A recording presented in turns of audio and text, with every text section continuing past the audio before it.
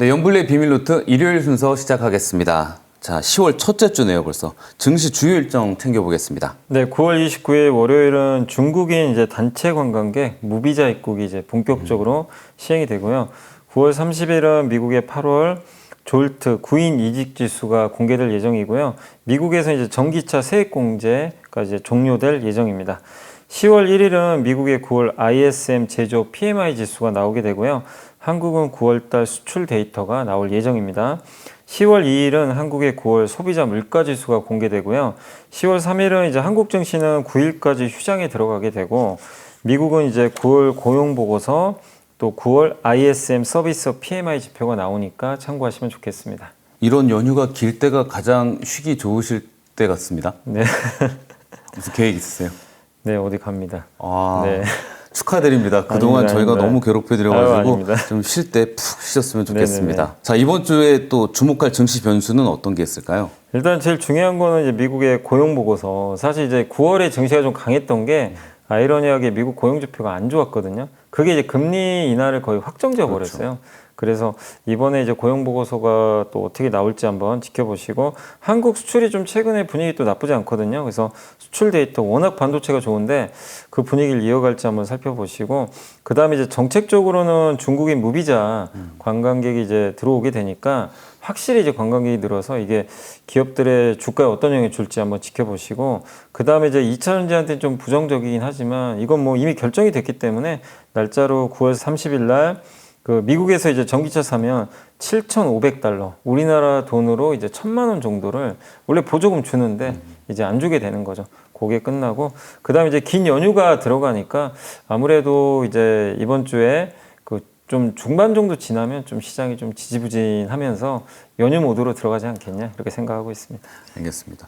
요즘 걱정되는 게 환율이에요. 원달러 환율이 계속 상승을 하고 있는데 지금 왜 이렇게 올라가는 건가요? 일단 외국인이 주식 많이 사니까 좀 이해가 안 될 수 있어요. 네. 외국인이 이번 달에만 7조 원 이상 샀대요. 그럼 환율이 떨어져야 되거든요. 그리고 그렇다고 달러가 오르는 것도 아닙니다. 달러 최근에 좀 약하거든요. 96.5에서 막 97.5 막 왔다 갔다 하니까 오르는 것도 아니지만 어쨌든 이제 조금씩 하향 조정되고 있는데, 그럼 정상적이면 원달러 환율이 떨어져야 되는데 자꾸 오르는 건, 첫 번째가 개인 투자들이 해외 주식을 많이 사고 있어요, 여전히. 그러니까 외국인이 네. 국내 주식 사느라고 원화 사는 것만큼 우리 투자자들도 해외 주식 많이 꾸준히 산다. 사고 있고, 기업들도 좀 달러 확보 좀 수요가 있었던 것 같고, 근데 제일 큰 건 약간 저는 이제 그런 생각이 좀 드는 게, 대미 투자 펀드 3,500억 달러 요 관련돼서 우리나라가 이제 미국은 여기다 돈 넣으라는 거잖아요. 네. 돈 넣는데 이거 어떻게 3,500억 달러 한 번에 넣으면 외환보유고가 4,100억 달러인데 외환보유고의 한 75%가 그냥 날아가 버려요. 그러면 이게 뭐가 문제냐면 환투기 세력들이 들어와요. 원화를 공격합니다. 그럼 순식간에 원달러 환율이요, 그냥 위가 열려버려요. 그럼 난리가 나는 거죠. 예. 그래서 이제 이 부분은 되게 위험할 수밖에 없거든요. 근데 그러면 우리가 달러를 확보해야 되는데, 이 미국에서 통화 수합이라도 해줘야 되거든요. 안 해준다고. 안 해준다고 자꾸 나오니까. 근데 돈은 달라. 근데 우리 입장에서는 정부도 할 수가 없는 거예요, 지금.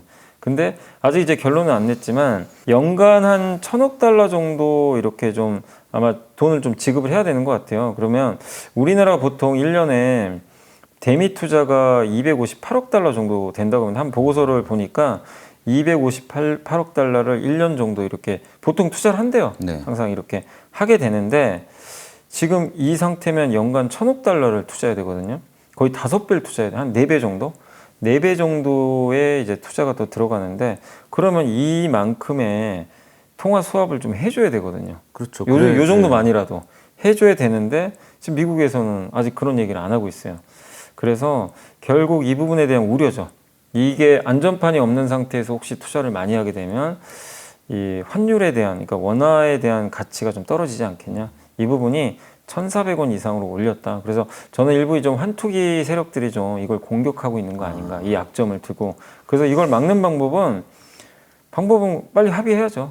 뭐 통화 수합이라든가 이런 걸 통해서 합의를 하면 환율은 급격히 떨어질 거예요. 떨어지겠지만 당분간은 이게 좀 이 이슈는 불편해서 좀 환율이 1,400원대에 좀 머물지 않겠냐라고 생각을 하고 있습니다. 지난주에 반도체는 뜨겁게 달려서 9월은 이제 반도체가 확실히 주도했는데 외국계 증권사도 우리 반도체 대해서 좋게 평가를 하고 있고요. 메모리도. JP모건은 메모리 슈퍼사이클 이런 언급도 했는데 진짜 슈퍼사이클이 온 걸까요? 근데 진짜 온 건 맞아요. 사실은 이제 AI 반도체 이 사이클이 2024년부터 시작했는데 그때만 해도 진짜 슈퍼사이클인지 몰랐죠.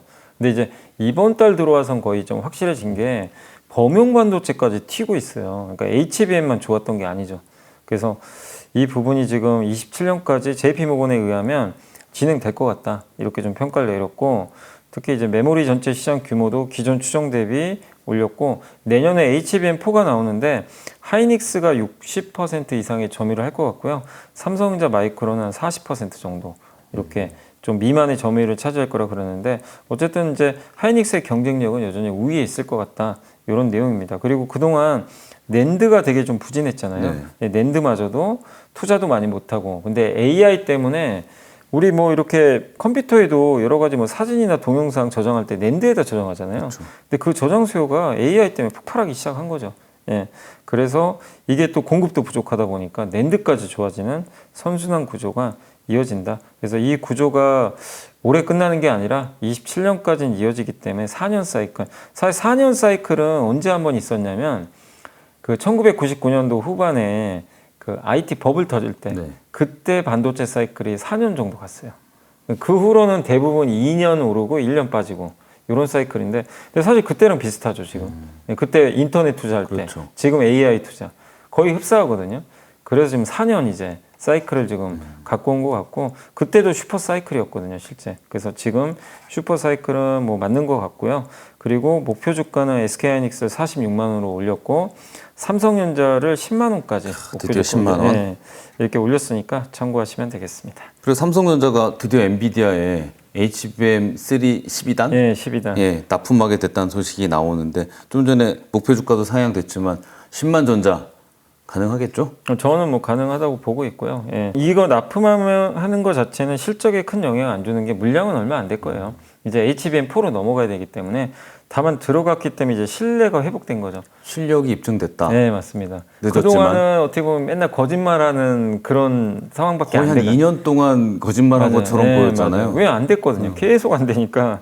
근데 드디어 이제 성과를 냈고 예, 이제는 그리고 엔비디아 들어갔기 때문에 이제 웬만한 다른 업체들한테 이제 다 들어가게 되는 거죠. 그래서 그런 효과도 있고 그래서 HBM4까지도 연결될 수 있어서 시장에서 긍정적으로 보고 있는데 거기다가 아까 말씀드린 대로 범용 반도체 사이클 좋죠. 또 한 가지가 테슬라. 뭐 아까 저번에 이제 토요일 날 방송에서도 테슬라 언급한 것처럼 테슬라가 그리는 그림은 그거잖아요. 피지컬 AI. 네. AI인데 실제 이제 우리 눈으로 볼 수 있는 AI를 만들어주는 게 테슬라인데 거기 들어가는 첨단 칩을 이제 삼성이 만든다는 게 상당히 의미가 있는 거죠. 그래서 그런 부분까지 결합이 됐기 때문에 충분히 10만 전자 도전해볼 만하다. 이 말씀 드리고 싶고 지금 현재 PBR이 일단 8만 5천 원 기준으로 제가 계산해 보니까 1.4배가 좀 넘어요. 1.4배가 평균이에요, 그냥. 이제 역대 이렇게 밸류에이션 보면 딱 평균 정도밖에 안 됩니다. 비싼 건 아니죠. 싼 것도 아니지만. 근데 최고치가 2.06배니까 2.06배 적용하니까 12만 원 나오더라고요. 최고로 간다면 그 옛날 밸류. SK하이닉스가 2.8배. 여기는 이미 넘어갔죠. 예, 여기는 왜냐면 이제 HBM 때문에. 그러니까 삼성이 저 최고로 가려면 여기서 뭔가를 더 보여줘야 되겠죠. 그게 파운드리가 됐건 뭐 아니면 반도체에서 뭔가 새로운 걸 보여주든 그렇게 된다면 충분히 12만 원도 가능한데 일단 현실적으로는 10만 원까지 가더라도 과거랑 비교하면 엄청 비싸거나 그런 것도 아니거든요. 그래서 한번 도전을 해볼 만하다. 사실 지금 이제 15,000원 남았거든요. 근데 이게 많은 분들이 왜 불안해 하시냐면 작년 8월에 8만 요 가격 근처예요. 여기서 그렇죠. 완전 박살이 나버려가지고 5만 원까지 내려갔죠. 그러니까 이제 이게 무서운 거예요. 지금 여기서 안 팔고 또 그러면 어떡하지? 이 공포가 있긴 있어요, 사실. 심리전인데. 예. 그래서 이게 실제 파신 분도 꽤 계실 텐데 저는 그래도 이번 사이클은 그때랑은 좀 다르긴 하거든요. 그래서 한번 10만 원 도전도 한번 기대해보자 이렇게 좀 보고 있습니다.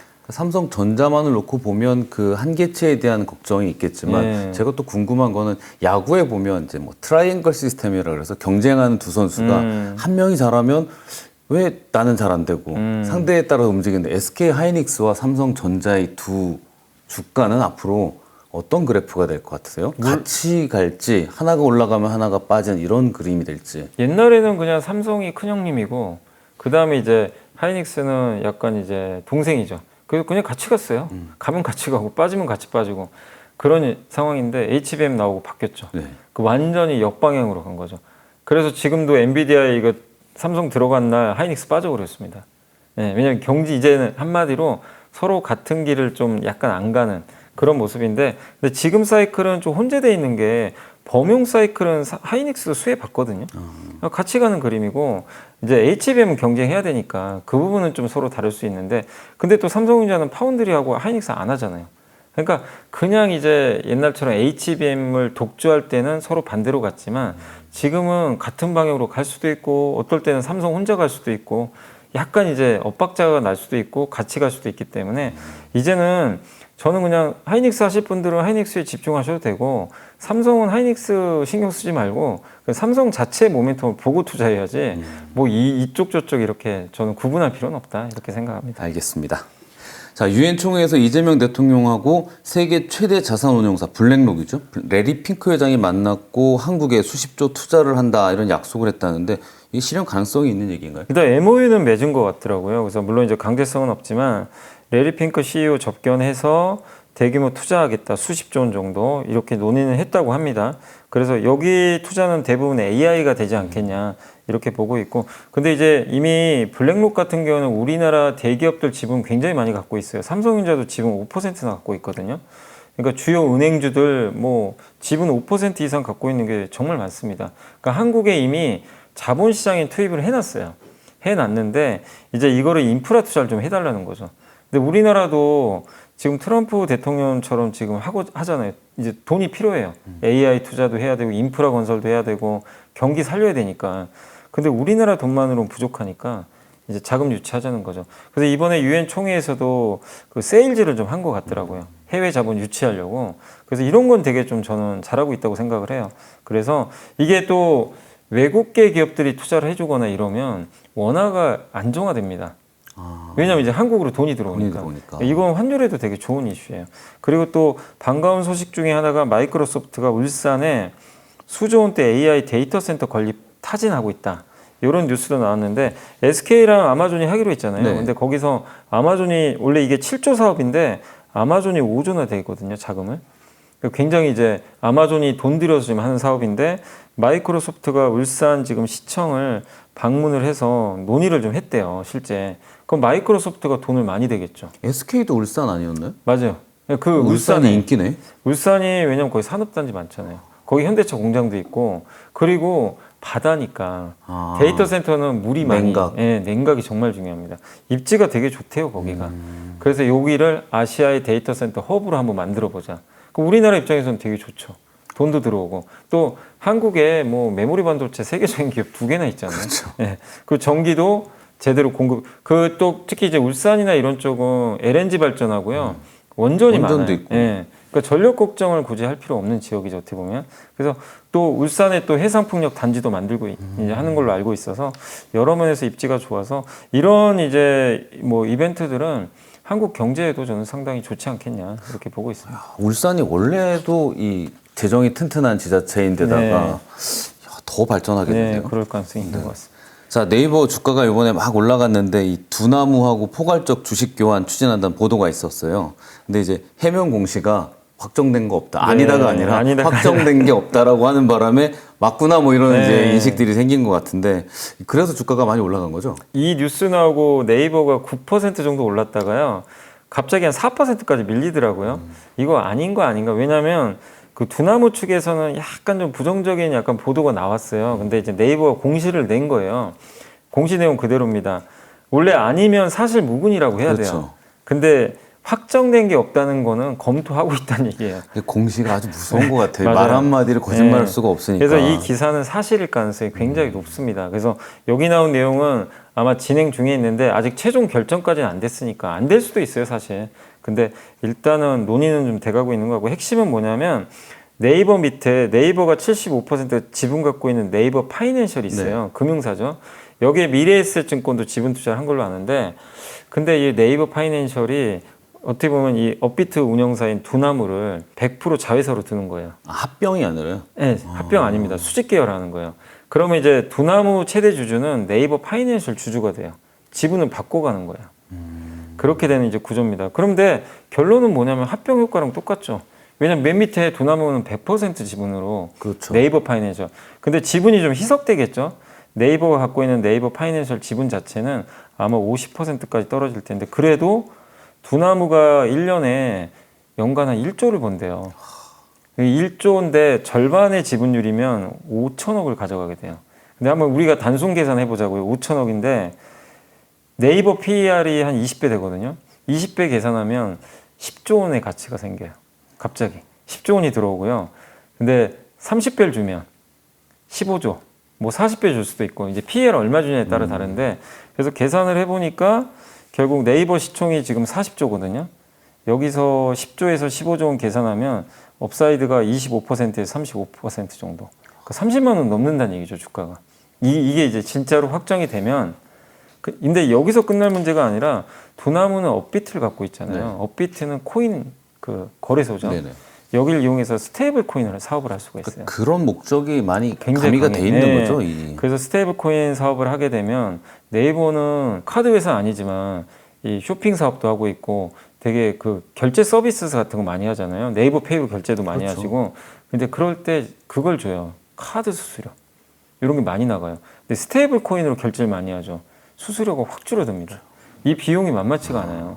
근데 이런 효과도 생기고 스테이블 코인이 시장이 만약에 한국에 이제 법안 통과돼서 형성이 만약에 잘 되면 네이버가 이제 헤게몬을 갖게 돼요. 그렇죠. 지금도 모든 카드 위에 예. 네이버 페이를 올려놓고 거기서 결제하게 맞습니다. 돼 있는 예. 구조인데. 근데 여기에 업비트까지 들어오게 되니까 이 그림이거든요. 근데 여기에 업비트에 1조 원짜리 수익까지 들어오고 그래서 이제 주가가 11%나 이제 올라서 끝났는데 어떻게 보면 이제 굉장히 그동안 네이버를 바라보는 입장이 이거 왜 이렇게 뭔가 돈은 잘 버는데 성장은 못하는 것 같고 좀 답답한 면이 있었는데 이런 M&A는 그러니까 M&A까지는 아니지만 포괄적 지분 교환은 잠자던 좀 네이버의 주가를 좀 어쨌든 깨워버렸다 이렇게 봐야 될 것 같습니다. 그래도 계속 기대감은 있었던 회사잖아요. 네, 맞습니다. 뭐 새 정부 들어서면서 여러 가지 이슈도 있었고 자사주 소각 그 의무 소각 법안 처리가 좀 밀린다 이런 소식이 나왔습니다. 내년으로 연기된다.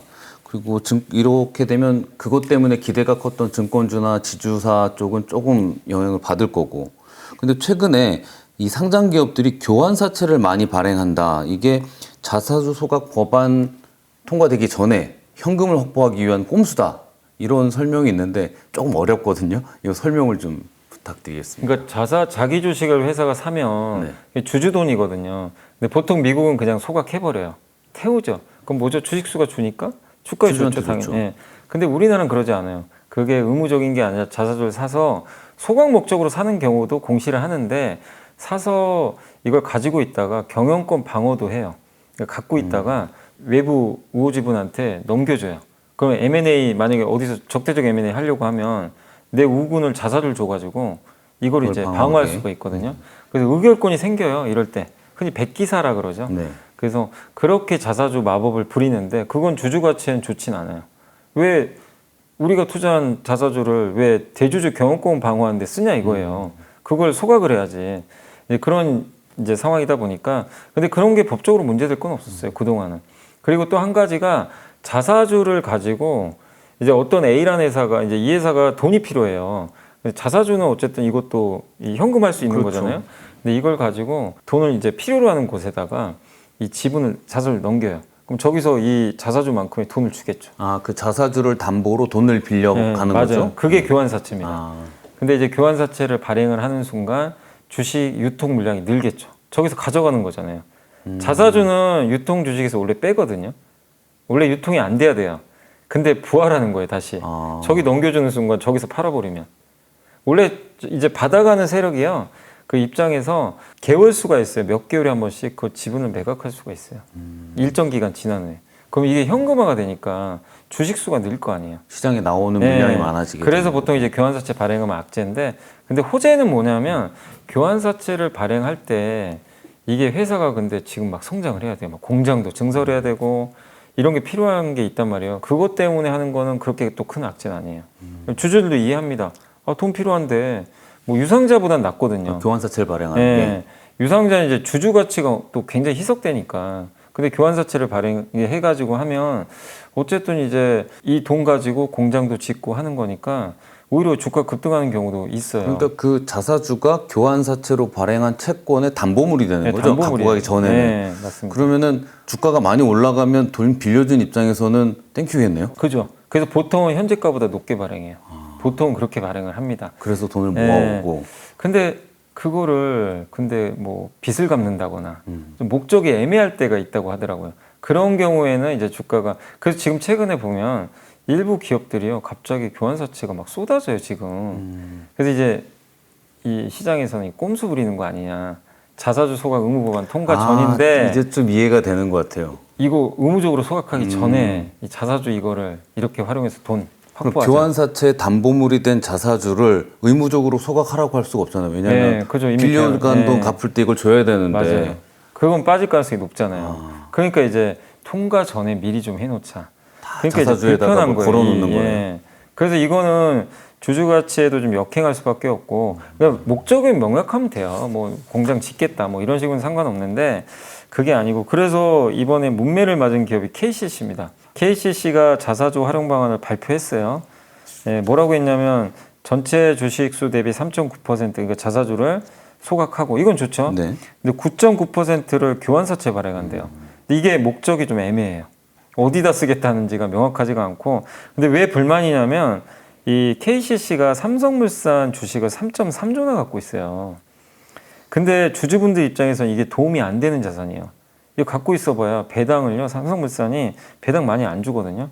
1.65% 줘요. 그러면 이걸 갖고 있어봐야 KCC한테는 크게 도움이 안 되는데 주주들이 원하는 건 뭐냐면 이 삼성물산 주식을 팔든가 이건 또 삼성물산 주주한테 좀 악재일 수 그렇죠. 있는데 삼성물산 주식을 이거 갖고 있잖아요. 네. 이걸로 교환사채를 발행하는 거예요 또. 이제 그쪽에 발행을 하는 거죠. 그러면 이걸 현금할 수가 있죠. 그럼 무슨 일이 생기냐면 이 돈 가지고 주주들이 원하는 건 빚 갚으라는 거예요. KCC가 좀 빚이 많아요. 왜냐하면 옛날에 실리콘 모멘티브라는 회사를 인수했거든요. 조 단위로 인수했어요. 이자가 많이 나가요. 이 돈 이거 현금화하면 이자 비용이 확 줄면 이자 비용이 줄면 뭘 할 수 있냐면 그 남는 돈으로 주주들한테 돌려줄 수가 있어요. 주주원은. 이걸 원하는데 갑자기 뜬금없이 자사주 교환사채 이걸 한다고 하니까 그래서 그날 주가가 11% 폭락을 해버렸어요. 교환사채가 말은 교환사채면 어쨌든 빚이 늘어나는 거잖아요. 네, 그래서 이 부분에 대해서 이제 시장이 납득을 못하는 거죠. 왜 이게 대안이 없으면 또 모르는데 삼성물산 가지고 할 수도 있는 걸 왜 교환사채하지? 그러니까 꼼수로 보이는 거예요.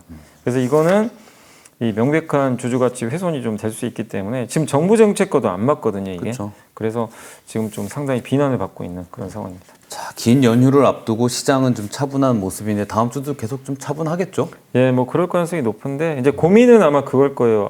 여기서 주식을 좀 팔아야 되냐, 계속 가야 되나? 가족 가져가야 되냐, 아니면 주식 사면 조방원을 사야 될까? 그러니까 또 뭐가 네. 주도주일까? 요새 그러니까 조방원이냐 바이오, 반바. 반도체 이거냐 이제 헷갈리는 건데 저는 어쨌든 다 주도주라고 봐요 사실. 5개 다 좋다고 보고 있고 다만 쉬는 건 맞아요. 지금 좀 쉬는 것도 필요하고 한데 쉰다고 해서 주식을 팔는 건 저는 아닌 것 같다. 왜냐하면 잠깐의 조정 나온다고 해서 현금화 했는데 이게 주가 빠져서 살 수도 있겠지만 이게 내려와도요 사람 심리가요 내가 잘 팔았죠. 좀 내려오면 야, 이 정도에 사야 되겠지 하고 들어가려고 하면 못 들어가요. 더 빠질까 봐. 그렇죠. 사람 심리가 빠지고 진짜, 있는데. 못 삽니다. 네. 그러니까 차라리 들고 있는 게 사실 난 경우 있고 근데 팔았는데 안 빠지는 경우가 있어요. 이것도 낭패예요. 근데 여기서 오르잖아요. 경험이 많죠, 그런 경험이. 영원히 못 삽니다. 그러니까 오르면 또 근데 사요. 고점에서. 맞아요. 나중에 한참 나중에. 뒤에 너무 늦은 것 같지만 맞아요. 지금이 그런 가장 경우가 빨라 이러면서. 그래서 기본적으로 지금 상승장이 끝난 거 아니잖아요. 네. 그래서 저는 그냥 현금 확보가 아니라 그냥 가져가자. 뭐 돈 필요하신 분들은 어쩔 수 없는데 그런 분들 제외하고 그냥 기본적으로 들고 가야 이번 상승 사이클을 좀 끝까지 누릴 수가 있다. 함부로 현금 비중은 아닌 것 같고 확보는 반면에 뭘 살 거냐. 근데 반도체나 바이오는 이제 시작하는 분위기거든요. 그래서 부담이 없고 조방호는 많이 올랐잖아요. 네. 그래서 조방호 같은 경우 신규 투자는 솔직히 쉽지는 않지만 이 조방호 같은 경우는 반도체나 바이오 갈 땐 좀 빠지더라고요. 또 이렇게 그래서 조정 받을 때 투자하는 것 자체는 나쁘지 않다. 그래서 중장기적으로 펀더멘털 여전히 좋기 때문에 보유를 하시면 좋겠다. 그래서 어느 게 있든 간에 뭐 반도체냐 바이오냐 조방호는 너무 가릴 필요는 저는 없는 것 같아요. 이들 사이클 다 좋거든요. 다만 조방호는 그동안 많이 달렸고 달리는 과정에 있고 반도체 바이오는 이제 좀 올라가는 분위기니까 약간의 그런 이제 그 차이점은 있지. 그러니까 부담은 없죠, 사실 반도체가 사실 지금 상황에선. 그래서 이번 휴식은 저는 좀 기회가 되지 않겠냐라고 생각하고 있습니다. 뭐 삼성바이오도 그렇고 알테오젠도 지금 좋은 소식이 있었잖아요. 맞습니다. FDA. 예. 바이오 쪽도 관심 있게 지켜보는 맞습니다. 게 좋을 것 같긴 해요. 뭐 네. 돈은 어차피 낮은 곳으로 흐르더라고요. 네. 저평가되어 있는 쪽으로. 네. 자, 이사님 선정하신 이번 주의 보고서는 어떤 주제인가요? 미래에셋증권의 이미석 연구원님이 AI와 스테이블 코인에 대한 숫자적 접근인데 제가 오늘 아까도 네이버 얘기를 해드렸지만 네. 이 보고서가 원래 이번 주보다는 그 전주에 나온 보고서인데 이걸 왜 소개해드리냐면 여기에 네이버가 두나무랑 협업하는 걸 미리 예언을 하셨더라고요. 2주 전에. 깜짝 놀란 거예요, 진짜. 그래서 저는 그 뉴스 보고 이 보고서가 바로 생각났어요. 왜냐면 제가 그 보고서를 한번 읽고 나서 이런 그림도 가능하면 네이버 좋겠구나. 여기 써있네 진짜. 예, 깜짝 놀랐어요, 저. 네이버 업비트의 협업 및 원화 스테이블 코인 발행이 현실화될 경우. 그러니까 깜짝 놀란 겁니다. 5조 원 저도. 상장.